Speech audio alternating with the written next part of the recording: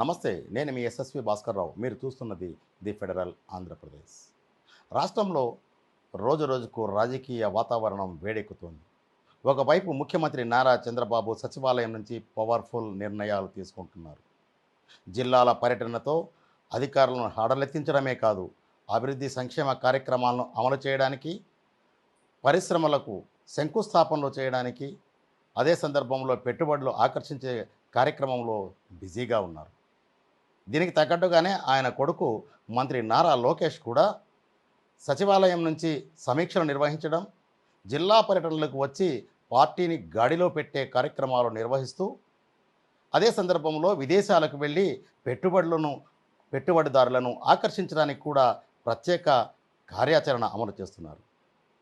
ఇదంతా ఒక ఎత్తు అయితే, వీరిద్దరికీ భిన్నంగా నారా భువనేశ్వరి సైలెంట్గా క్షేత్రస్థాయి పర్యటనలకు శ్రీకారం చుట్టారు. అది మరింత ముమ్మరం చేశారు. అంతేకాదు, తెలుగుదేశం పార్టీకి అభేద్యమైన శక్తిగా తీర్చిదిద్దడానికి క్షేత్రస్థాయిలో ఆమె చేస్తున్న పర్యటనలు, ఎన్టీఆర్ ట్రస్ట్ ద్వారా ఒక బూస్టింగ్ ఇవ్వడానికి సాగిస్తున్న జన్జీ తరహా కార్యక్రమాల వల్ల టీడీపీకి ఎలాంటి లబ్ధి చేకూరుతుంది, గ్రౌండ్లో ఆమె అడుగులు ఎలా పయనిస్తున్నాయి, అభేద్యమైన కోటగా ఉన్న కుప్పంలో అనేక దఫాలు పర్యటించిన నారా భువనేశ్వరి ఉత్తరాంధ్ర పర్యటన కూడా వెళ్ళనున్నారనే వార్తలు వినిపిస్తున్న నేపథ్యంలో గ్రౌండ్ రియాలిటీ ఎలా ఉండబోతోంది అనే విషయాన్ని తెలుసుకునే ప్రయత్నం చేద్దాం.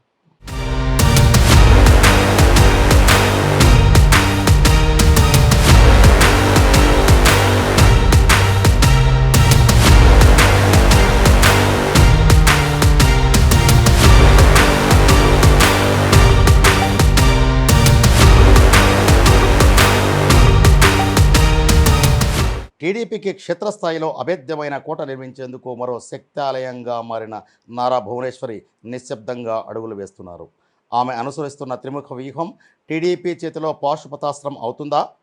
కుప్పం తర్వాత ఉత్తరాంధ్ర పర్యటనలు సాగిస్తున్నారనే వార్తలు వినిపిస్తున్న నేపథ్యంలో ఈ పరిణామాలతో రాజకీయ వాతావరణం ఎలాంటి వేడెక్కబోతోందనేది ఆసక్తి కూడా ఏర్పడింది.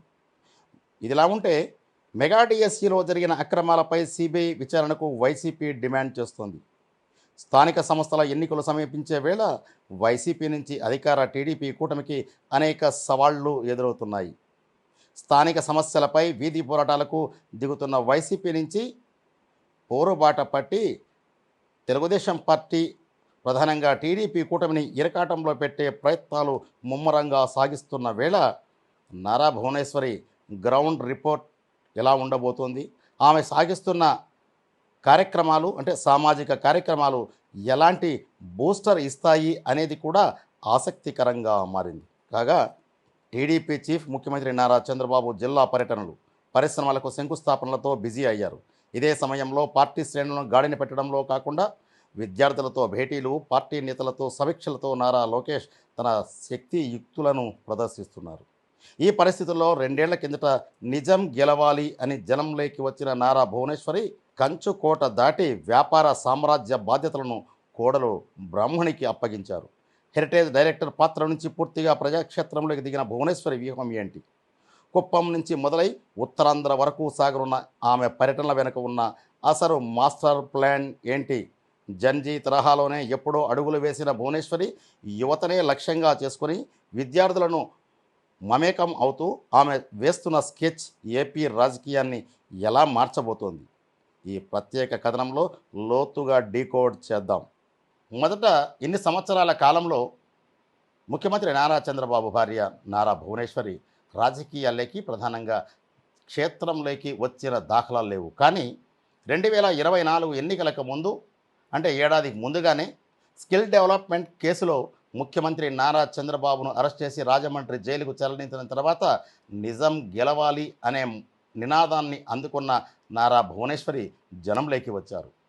కుప్పం నుంచి ఆమె ప్రజలను చైతన్యవంతం చేసే కార్యక్రమాలతో పాటు ముఖ్యమంత్రిగా నారా చంద్రబాబు 3 దఫాలు సాగించిన అనేక కార్యక్రమాలను, సంక్షేమ పథకాలను వివరిస్తూ స్కిల్ డెవలప్మెంట్ కేసులో ఏం జరిగింది అనే విషయాలను వివరించడం ద్వారా ప్రజలను ఆకట్టుకునే ప్రయత్నమే కాదు, ఆలోచనలు పడేసే విధంగానే ఆమె పర్యటనలు సాగించారు. ఆ తర్వాత పూర్తి స్థాయిలో కుప్పం పైన దృష్టి సారించిన నారా భువనేశ్వరి అక్కడి మహిళలు, విద్యార్థులు, యువతతో ప్రత్యేకంగా భేటీ అవుతూ వారి సమస్యలు తెలుసుకొని వారిలో ఒకరిగా మారి వారికి అవసరమైన సదుపాయాలను కల్పించడం, అంటే కుప్పం నియోజకవర్గంలో మహిళలకు అవసరమైన స్వయం శక్తితో ఎదగడానికి అవసరమైన ఊతం ఎన్టీఆర్ ట్రస్ట్ ద్వారా అందించి ఆకట్టుకునే ప్రయత్నం చేశారు. అంటే టీడీపీకి ఆమె ఒక బూస్టర్గా పనిచేస్తున్నారనే విషయాన్ని రాజకీయ పరిశీలకులు అంచనా వేస్తున్నారు. ఈ పరిస్థితుల్లో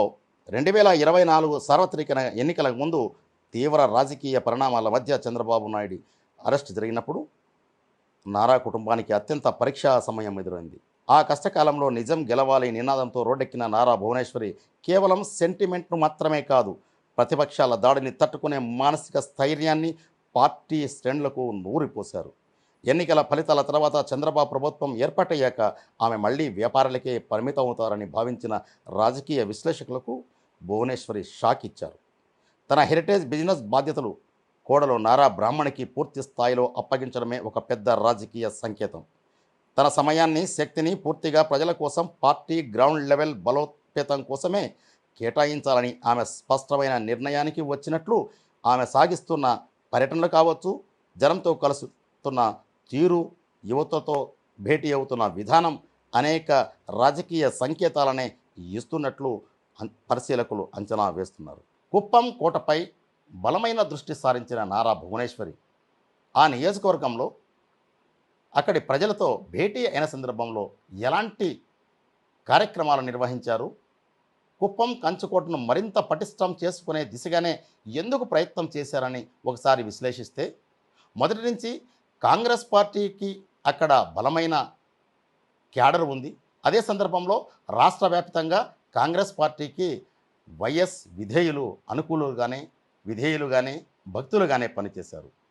ఇప్పటికీ కుప్పం నియోజకవర్గంలో చంద్రబాబు నాయుడుకు ధీటైన పోటీ ఇస్తున్నప్పటికీ సుమారు 50 నుంచి 60 వేల ఓట్లు సాధించే దిశగానే అక్కడ కాంగ్రెస్ పార్టీ నుంచి వైసీపీకి మెర్జ్ అయిన పార్టీ నాయకులు కావచ్చు, క్యాడర్ కావచ్చు, వైఎస్ జగన్కు దన్నుగా నిలుస్తున్నారు. ఈ ఓటు బ్యాంకు కూడా గండి కొట్టాలనే లక్ష్యంగానే కుప్పం నియోజకవర్గమే కాదు, ఇక్కడ కార్యక్రమాలు అనేక దఫాలుగా నిర్వహించిన నారా భువనేశ్వరి ఉత్తరాంధ్ర పర్యటనలో కూడా ఇదే శైలిని అనుసరించనున్నారనే వార్తలు బలంగా వినిపిస్తున్నాయి. ఇదే జరిగితే రాజకీయ వాతావరణం ఏ స్థాయిలో ఉంటుందనేది ఇక్కడ మనం అంచనా వేయవచ్చు. అంటే చంద్రబాబు నాయుడిని 8 సార్లు ఎమ్మెల్యేగా గెలిపించి అసెంబ్లీకి పంపిన కుప్పం నియోజకవర్గం నారా కుటుంబానికి కేవలం ఒక నియోజకవర్గం మాత్రమే కాదు, అది ఒక బలమైన కోట.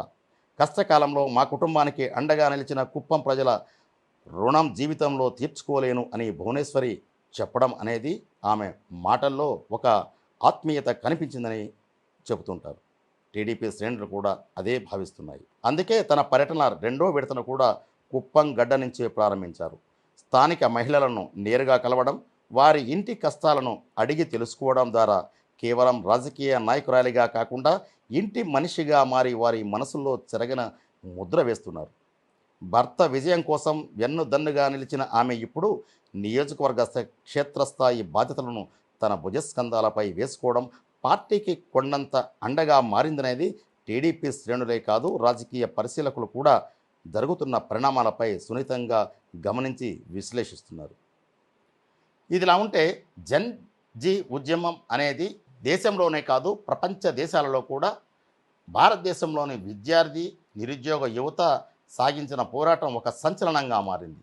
ఈ కార్యక్రమం నిన్న మొన్న జరిగినప్పటికీ 2024 ఎన్నికల తర్వాత ముఖ్యమంత్రి నారా చంద్రబాబు భార్య నారా భువనేశ్వరి అదే కార్యక్రమాన్ని కుప్పంలోనే శ్రీకారం చుట్టారు. అంటే అక్కడి విద్యార్థులను కలవడం, పాఠశాలలకు వెళ్ళడం, యువతతో ప్రత్యేకంగా భేటీ కావడం, వారికి స్వయం ఉపాధి అవకాశాలు కల్పించే దిశగానే అక్కడి కార్యక్రమాలు నిర్వహించిన తీరు రాజకీయ పరిశీలకులు సునిశ్చితంగా గమనిస్తున్నారు. అంటే క్షేత్రస్థాయి నుంచి, అది కూడా గ్రౌండ్ రియాలిటీలో కీలకంగా భావించే ఓటు కలిగిన యువత, రాబోయే ఎన్నికల నాటికి ఓటు హక్కు సంపాదించుకునే యువతను ఆకట్టుకునే విధంగానే నారా భువనేశ్వరి ప్రయత్నం చేస్తున్నారనే విషయం ఇక్కడ మనకు స్పష్టమవుతుంది. అంటే ఈ పర్యటనలో అందరినీ ఆశ్చర్యపరుస్తున్న ప్రధానాంశం ఒకటే, భువనేశ్వరి ఎంచుకున్న శైలి.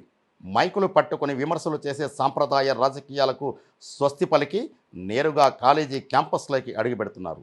జంజీ అని పిలిచే నేటి తరం ఓట్లతో నేరుగా ముఖాముఖి నిర్వహిస్తున్నారు.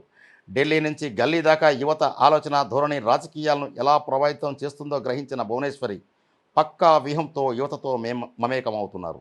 కష్టకాలంలో పిల్లలు తల్లిదండ్రులకు అండగా నిలవాలి అనే ఆత్మీయ సందేశాన్ని ఇస్తూనే వివేకం, పరిణతితో తమ ఓటు హక్కును, నిర్ణయాలను ఉపయోగించుకోవాలని కూడా నారా భువనేశ్వరి పిలుపు ఇస్తున్నారంటే అంతర్లీనంగా రాజకీయంగా ఇక్కడ ప్రత్యేక అంశం కనిపిస్తుందనేది విశ్లేషకుల భావన.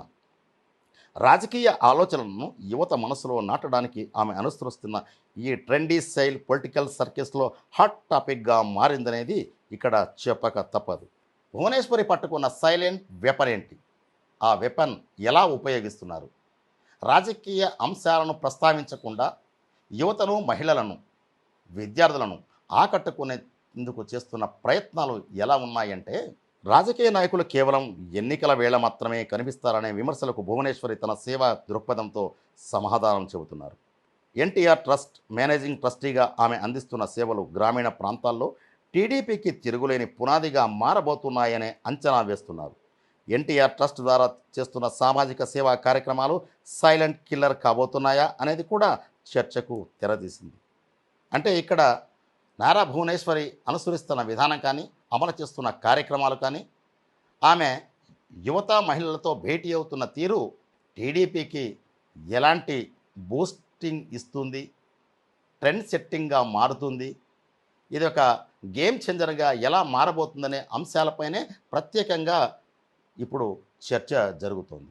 ఉచిత విద్య, వైద్యం, రక్తదాన శిబిరాలు, విపత్తుల వేళ సహాయ చర్యలతో పాటు ముఖ్యంగా గ్రామీణ మహిళలకు స్వయం ఉపాధి శిక్షణ ఇవ్వడంలో ఎన్టీఆర్ ట్రస్ట్ నిరంతరం శ్రమిస్తోంది. దీనికోసం నారా భువనేశ్వరి ప్రత్యేకంగా ఫోకస్ పెట్టారు. ఇకపై ఈ సేవలను మరింత వేగవంతం చేయబోతున్నారనే మాటలు కూడా వినిపిస్తున్నాయి. విద్యార్థులకు డిజిటల్ ఎడ్యుకేషన్, స్కిల్ డెవలప్మెంట్ ప్రాజెక్టుల ద్వారా రాబోయే రోజుల్లో లక్షల మందికి చేరువయ్యేలా కొత్త ప్లాన్ సిద్ధం చేశారనేది తెలుగుదేశం పార్టీ వర్గాల నుంచి వినిపిస్తున్న మాట. సేవా కార్యక్రమాల ద్వారా ప్రజలకు దగ్గరవడమే ఆమె అసలైన పొలిటికల్ వెపన్గా ఎంచుకున్నట్లు పార్టీ వర్గాల నుంచే కాదు, సాధారణ ప్రజల నుంచి కూడా వినిపిస్తున్న మాట.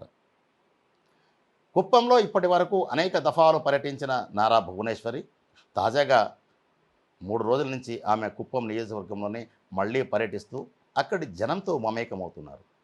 ఇప్పటికే 3-4 దఫాలు పర్యటించిన నారా భువనేశ్వరి కుప్పం, కంచుకోట నుంచి ఇక్కడి ఎదురైన అనుభవాలు, ఫీడ్బ్యాక్ తీసుకొని ఇదే ప్లాన్ మిగతా జిల్లాల్లో అమలు చేస్తే పరిస్థితి ఎలా ఉంటుందనే విషయంలో కూడా విశ్లేషించుకొని ఉత్తరాంధ్ర పర్యటనలో కూడా పర్యటించడానికి కార్యక్రమాలు సిద్ధం చేసుకున్నట్లు పార్టీ వర్గాల ద్వారా తెలిసిన సమాచారం. దీనికి సంబంధించి వివరాల్లోకి వెళ్తే, కుప్పం పర్యటన అనంతరం నారా భువనేశ్వరి తదుపరి లక్ష్యంగా ఉత్తరాంధ్ర పర్యటనకు సిద్ధమవుతున్నట్లు వార్తలు వినిపిస్తున్నాయి. త్వరలో రాబోయే స్థానిక సంస్థల ఎన్నికల కంటే ముందే ఉత్తరాంధ్రలో మహిళలు, యువత అభిప్రాయాలను క్షేత్రస్థాయిలో సేకరించడం, పార్టీ శ్రేణుల్లో నూతనోత్సాహం నింపడమే ఈ పర్యటన వెనుక ముఖ్య ఉద్దేశమని తెలుస్తోంది. ఒకవైపు ప్రభుత్వ పరంగా ముఖ్యమంత్రి చంద్రబాబు అభివృద్ధి పనులతో, లోకేష్ సంక్షేమం పరిపాలనతో దూసుకెళ్తుంటే, మరోవైపు భువనేశ్వరి సెంటిమెంట్, సేవా దృక్పథం, యువతతో అనుబంధం అనే త్రిముఖ వ్యూహంతో ప్రజల్లోకి వెళ్తున్నారు. బిజినెస్ లీడర్గా ఉన్న నారా భువనేశ్వరి ఇప్పుడు ఒక పవర్ఫుల్ పొలిటికల్ మాస్ లీడర్గా మారబోతున్నారా అనేది కూడా రాజకీయంగా ఆసక్తి రేపుతోంది. కుప్పం దాటి ఉత్తరాంధ్ర ప్రాంతానికి వెళ్ళడం అంటే ఇది ఏపీ రాజకీయంలో అతిపెద్ద పరిణామంగానే భావిస్తున్నారు. స్థానిక సమరంలో భువనేశ్వరి ఈ సైలెంట్ వేవ్ టీడీపీకి ఎంతటి మైలేజ్ ఇస్తుందో వేచి చూడాలి. వ్యాపార బాధ్యతలు వదిలి భువనేశ్వరి ప్రజల్లోకి రావడంపై ఎలాంటి రాజకీయ పరిణామాలు దారితీస్తాయి అంటే మరింత చురుగ్గా మారే పరిస్థితిపైనే రాజకీయ పరిశీలకులు అంచనా వేస్తున్నారు. ఇది కుప్పం నియోజకవర్గంలో నారా భువనేశ్వరి పర్యటన అనంతరం ఉత్తరాంధ్ర, ఆ తర్వాత మిగతా జిల్లాలపై కూడా దృష్టి సారించే అవకాశం ఉన్నట్లు టీడీపీ వర్గాల నుంచి అందుతున్న సమాచారం మేరకు తెలిసింది. అంటే ముఖ్యమంత్రి నారా చంద్రబాబు పాలనా వ్యవహారాలు చూసుకుంటూ ఉంటే పార్టీ వ్యవహారాలను నారా లోకేష్ భుజానికి ఎత్తుకుంటే వీరిద్దరికీ దన్నుగా అండగా నారా భువనేశ్వరి క్షేత్రస్థాయిలో కార్యక్రమాలు నిర్వహించడం ద్వారా అందించే ఫీడ్తో మరింత కార్యక్రమాలను వేగవంతం చేయడానికి వెసులుబాటు కలుగుతుందనేది టీడీపీ వర్గాలు అంచనా వేస్తున్నాయి. ఈ ప్రయోగం ఏ మేరకు సత్ఫలితాలు ఇస్తుంది అనేది స్థానిక సంస్థల ఎన్నికల నాటి వరకు వేచి చూడాల్సింది. ఇది నారా భువనేశ్వరి పొలిటికల్ తెరపైన ప్రత్యక్షంగా కాకుండా పరోక్షంగా సేవా కార్యక్రమాల ద్వారా జనంలోకి వెళ్ళడానికి యువత, మహిళలు, విద్యార్థులను ఆకట్టుకునే ప్రయత్నంలో సాగిస్తున్న కార్యక్రమాల పరంపర ఇది. రాజకీయ వ్యూహం అంటే త్రిముఖ వ్యూహం అమలు చేయడంలో నారా భువనేశ్వరి తనదైన శైలిలో ప్రత్యేక మార్పు చూపించడానికి ప్రయత్నాలు చేస్తున్నారు. ఇది ఎలాంటి ఫలితాలు ఇవ్వబోతుందనేది కూడా ఆసక్తికరంగా మారిన నేపథ్యంలో రానున్న రోజుల్లో రాజకీయంగా ఆంధ్రప్రదేశ్లో మరిన్ని ఆసక్తికరమైన పరిణామాలు చోటు చేసుకునే అవకాశం లేకపోలేదనే అభిప్రాయాలు కూడా వ్యక్తమవుతున్నాయి. ఇది తాజా రాజకీయ పరిస్థితికి సంబంధించి ఆంధ్రప్రదేశ్లో ఉన్న వాతావరణం. ఈ కంటెంట్పై మీ అభిప్రాయాలను కామెంట్ బాక్స్లో తెలియజేయండి. మరిన్ని ఆసక్తికరమైన కథనాల కోసం keep watching the Federal Andhra Pradesh. SSV Bhaskarrao, Federal correspondent, Tirupati.